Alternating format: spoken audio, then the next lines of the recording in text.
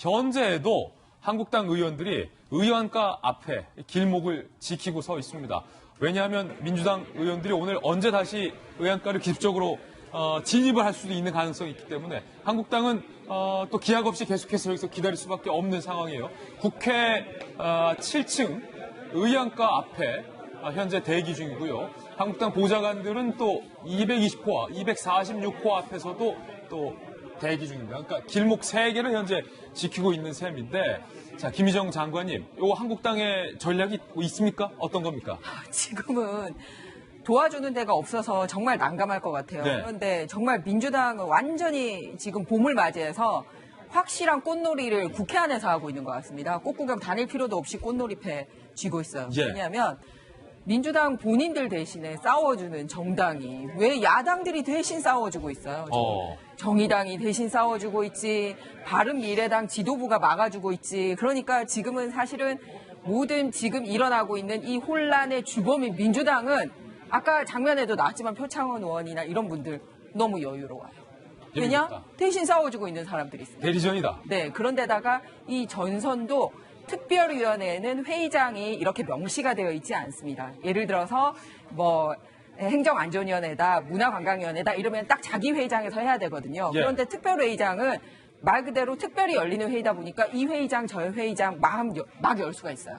그러니까 한국당이나 이렇게 반대하는 바른미래당 의원들에게는 공지하지 않고 자기들끼리 모여서 제3의 기습 장소에서 저런 식으로 회의를 열어버리는 거예요. 그러다 보니까 본인 편들도 연락 못 받고 참석이 안 돼서 예. 회의가 안 되는 저런 현상까지 생기는 겁니다. 그렇군요. 예. 지금 저 의안가 문 앞을 한국당 의원들이 계속해서 지키고 있는 건데, 이 말은 오늘도 어제와 같은 몸싸움 상황이 벌어질 수 있다는 건데, 김영주 의원님, 예. 지금 김희정 장관께서는 주범이 민주당이다라고 말씀하셨지만, 또 저희 정치부 기자들 입장에서는 아니 몸싸움 하지 말라고 선진화법 통과시켜놨는데 몸싸움 벌이는 한국당 의원들도 뭐 잘한 건 없다라는 의견도 있거든요. 사실은 한참 싸우다 보면 우리가 왜 싸우는지 모를 수 있어요. 예. 이게 무슨 얘기냐면 싸우다 보면 우리가 왜 싸우지? 국회 선진화법으로 선진화하라고 만든 법이 패스트트랙이고, 그렇죠.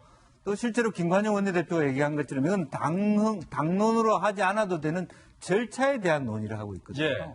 그 절차를 가지고 이렇게 내용도 아니고 스리건 부분은 늦게 해도 되는 건데, 정말로 누가 무엇을 위해서 어떻게 하고 있는지를 서로 하다 보면 몰라요. 예. 다만 내년 총선 여기는 앞두고 어디지, 나는 누구지? 당 내에 지도부에 때 잘 보이려고 하는 서로 어떤 충성 경쟁이 벌어지고 있는데, 네. 사실은 제일 걱정스러운 것이 그야말로 국회 자체가 스스로의 권위를 깎아먹고, 네. 이제는 보면은 서로 돌아가면서 적반하장을 해요. 예.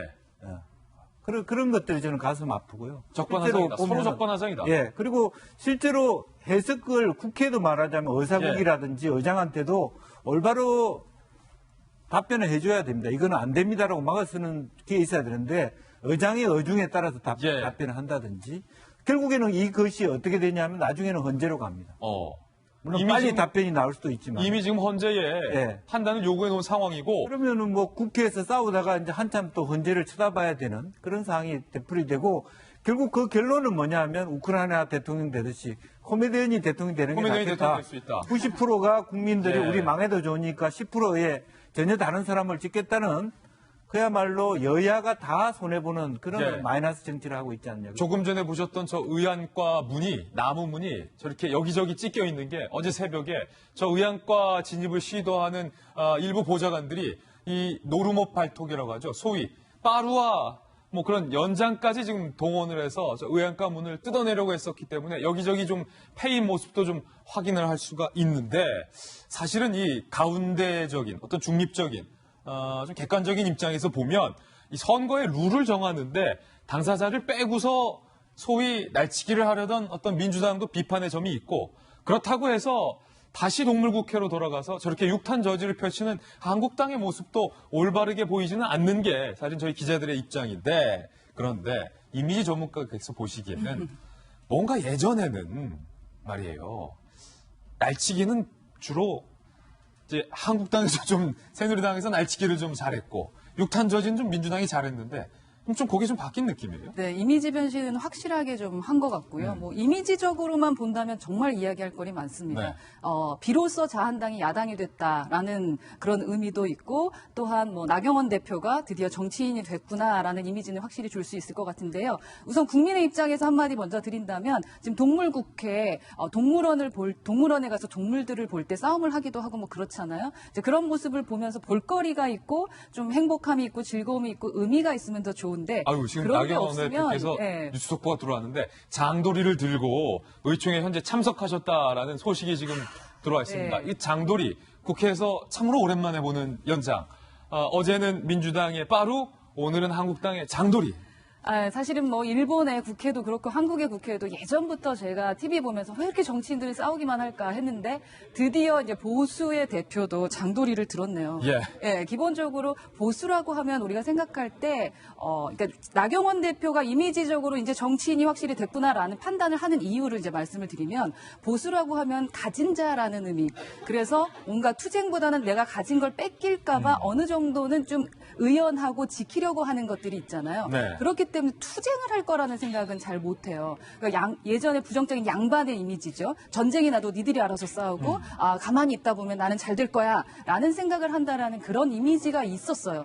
그래서 정말 보수가 이 세상을 바꿀 수 있을까라는 생각을 했었는데, 이번에 이 국회의 이 모습은 어쩌면 그런 생각을 했던 어떤 보수의 그 지지층들에게는 충분히 할 수도 있겠다. 투쟁을 하면서 무언가 바꿔나갈 수도 있겠구나라는 긍정적 의미를 줬기 때문에 예. 기존에 이제 예쁘기만 했던 나경원 의원이 드디어 멋진 정치인이 됐다. 그래서 조금 전에 뭐 이미지적으로만 본다면? 이미지적으로만 본다면 이야기를 해봤을 때 저희 그 얘기 했거든요. 장동건 같은 경우도 잘생겼는데 연기를 잘하는지는 몰랐었다.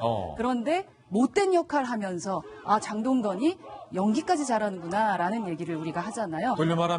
돌려 말하셨지만 지금 못된 역할을 잘하고 있다라는 건데, 어제는 이 이미자 의원 뉴스 속보 나가고 있지만 뭐 국회의장이 성추행 논란, 오늘은 빠루와 장도리까지 네. 국회가 여기저기서 충돌하는 모습이었는데요.